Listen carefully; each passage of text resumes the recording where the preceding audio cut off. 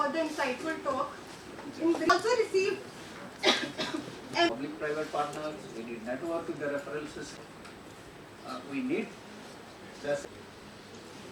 the identification. introduction to the pathophysiology, explaining us in the very lay language about the conventional techniques to the recent diagnosis, its sensitivity and specificity. From basic to advanced diagnosis method like flow cytometry, lateral flow assay. You also explained us about the techniques such as flow, which has very impactful in detecting SCD. Hemotype SC assay, immunochromatic assay, density-based separation, etc. Fluorescence-based optic fluidic sensor, which could be the new technique for about various precise technique for detecting sickle cell.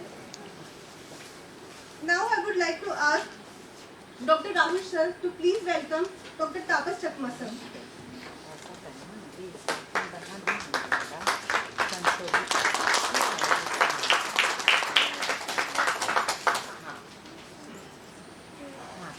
For several conferences. He also has many publications. He has been editor and reviewer for many journals. He has experience of more than 26 years in research. I would like to invite you, sir, to deliver his talk in sickle cell disease in Madhya Pradesh and what needs to be done. Sir. Pleasure to be here. Lucas has done a wonderful job and made my job much easier over the sickle cell disease.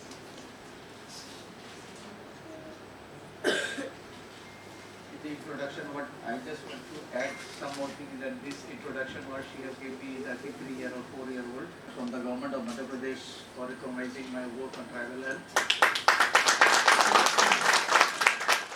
I got BC Oration Award 2 years back. That too has been explored, so that's just an addition. I think I missed the initial part of what Lokesh was presenting. Now the sickle cell disease everybody is running since it has been made in the elimination mode by Government of India. So I will not go in all this. I think this has already been said, the pathophysiology and explained. So I will start from here. What's the burden? Where we stand? How we look into as far as the sickle cell disease is concerned from the political point of view.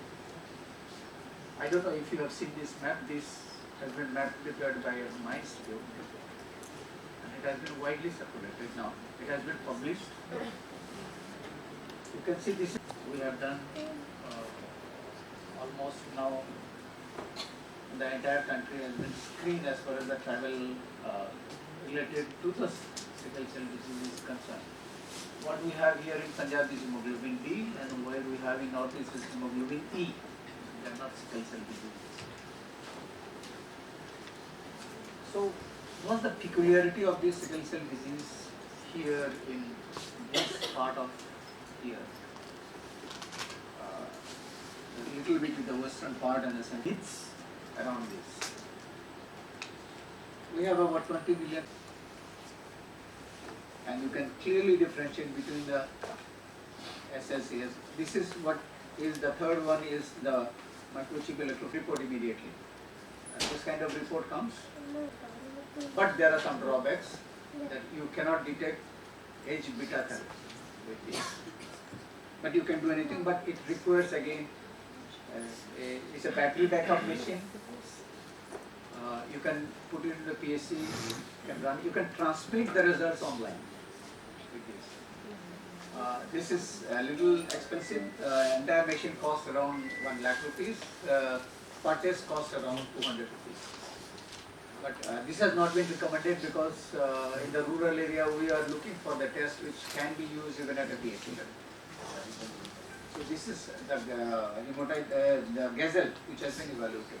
Actually, all the newly screening tests which comes to India or which is developed in India to be marketed, they are being evaluated by the two institutes. One is our institute, one is at Mumbai, our National Institute of Immunology. Because they have to send it to the Drug Control General Office, they have to apply that these are the test kits which has been, they want to market it. So before they have been marketed, they have been given a license, they have to get an evaluation report either from us, either from. And now, with a lot of our effort, it was not available even at a district hospital. Now it has been made into the essential list of drugs in a district hospital. Even up to PSC, hydroxyurea is now available. We fought with government of MP that you cannot increase. I mean, you cannot escape that it is expensive or nothing like that. Then some of the things which are still lacking is availability of the net tested blood in medical colleges. Most of the medical colleges still do not have the net testing. So this is important for patients if you want to give a transfusion. So then we also don't have a daycare center like facilities where the patient comes, you give the transfusion, give the patient for 6-7 hours, observe for an injection. Because these patients, when they go for repeated transfusions, they do get some problem. The net transfusion is, net testing is very important. So what we see is still there is a huge gap. The low awareness among the communities and caregivers. As I say, one is the marriage. We still do not wish to go out of our caste system of marriage. I'll give you an example. In Indian, the tribal communities, you can fix a marriage just by giving as simple as a pan, offering a pan to that girl. If she accepts that pan, the marriage is fixed. Final. Nothing is required. This is a fact. And in the society, you know, if the lady doesn't give birth to a child or doesn't have a child, what the psychological trauma she faces in the society is just cannot be explained. We have faced this. We are struggling to establish the prenatal diagnosis. We have the molecular biology technique. We have the technique to, if we get a Korean villi biopsy, we can do the prenatal biopsy. Who will give us the Korean villi biopsy? The gynecologist, the medical college people. In Jabalpur, we have trained 2 gynecologists at All India Institute of Medical Sciences at the cost of ICMR. But still, we have failed to establish that.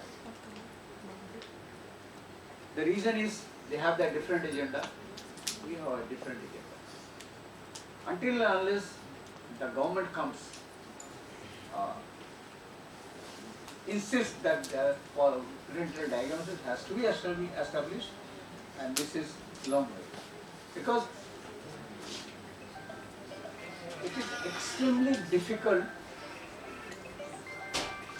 because of the poor literacy of these patients who come to us. I'll give you an example.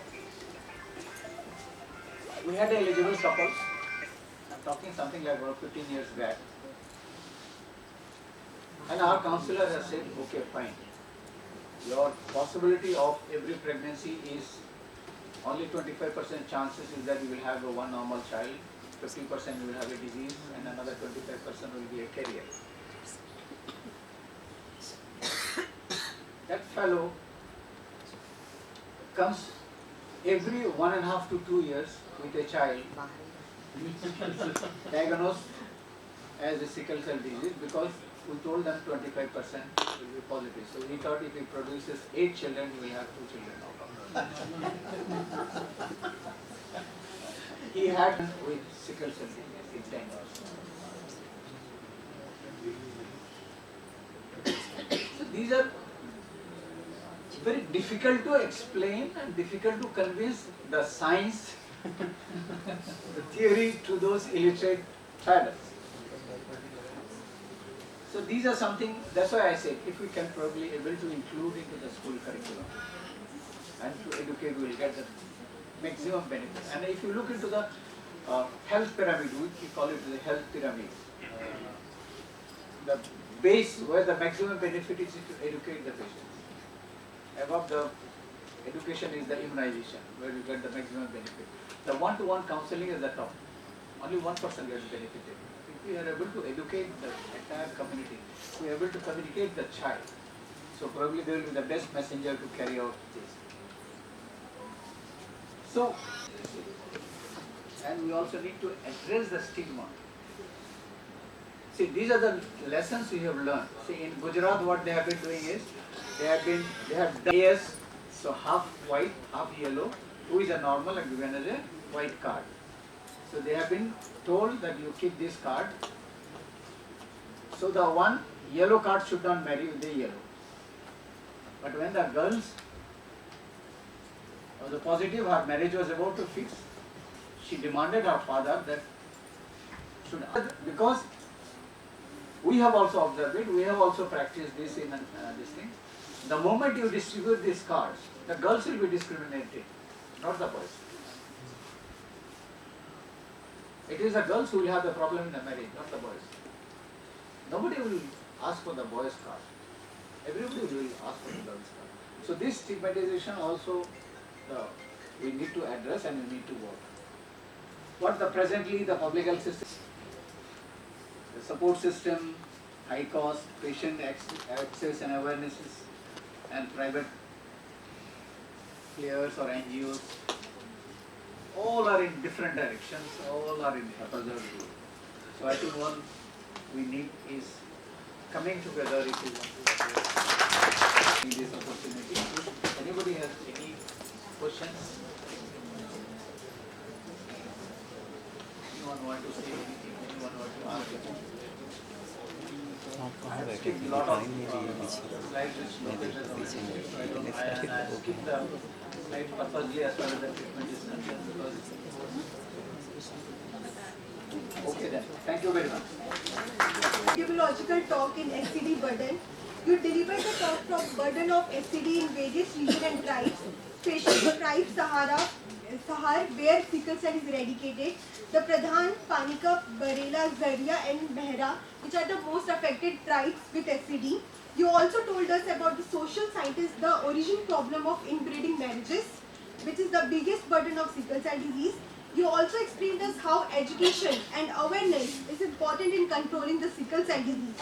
You also explained us about the microchip electrophoresis, which is plays a vital role in indication of sickle cell disease.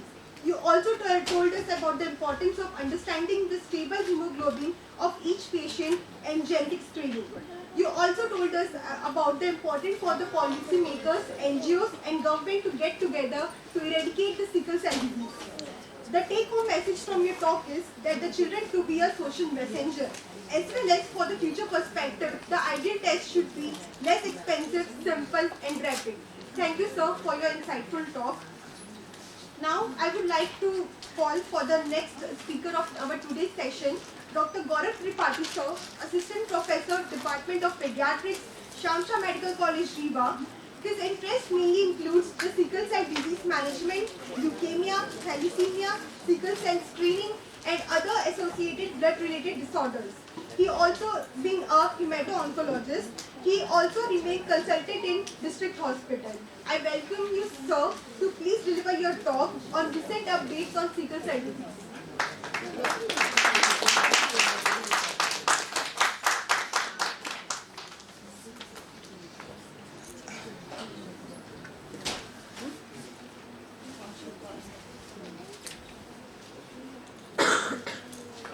Good afternoon everyone, respected Chakma sir, Rahul Mishra sir and all the faculty members and all the audience. Like पहले दो sessions में Lokesh sir ने और sir ने काफ़ी चीज़ें cover की हैं and Lokesh sir talked about the diagnostic, what are the diagnostic tools for sickle cell disease and sir told about the epidemiological aspect and the current scenario in our state. So I will start with the sir's talk. Policymakers and community organizations is essential to drive forward progress in the fight against the sickle cell disease. By fostering the partnerships and leveraging the innovative technologies and interventions, we can strive towards reducing the burden of this disease and improving the quality of life of those affected. In conclusion, the burden of sickle cell disease in India is a complex and pressing public health issue that demands our collective attention and action.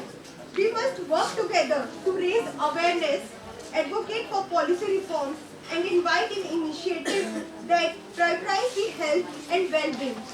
of individuals and families affected by this condition.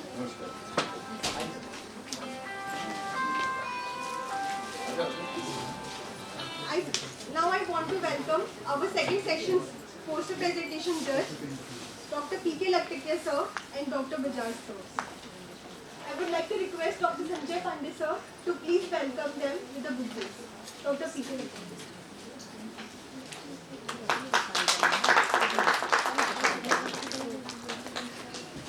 I would like to ask Dr. Rahul sir to please welcome Dr. Bajaj sir.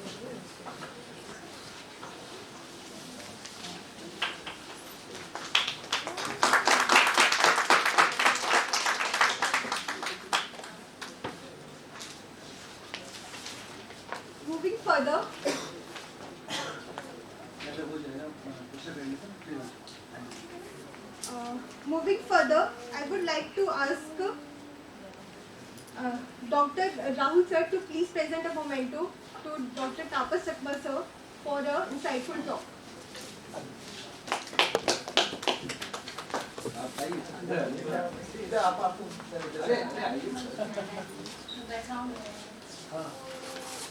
यही होगा क्या पाए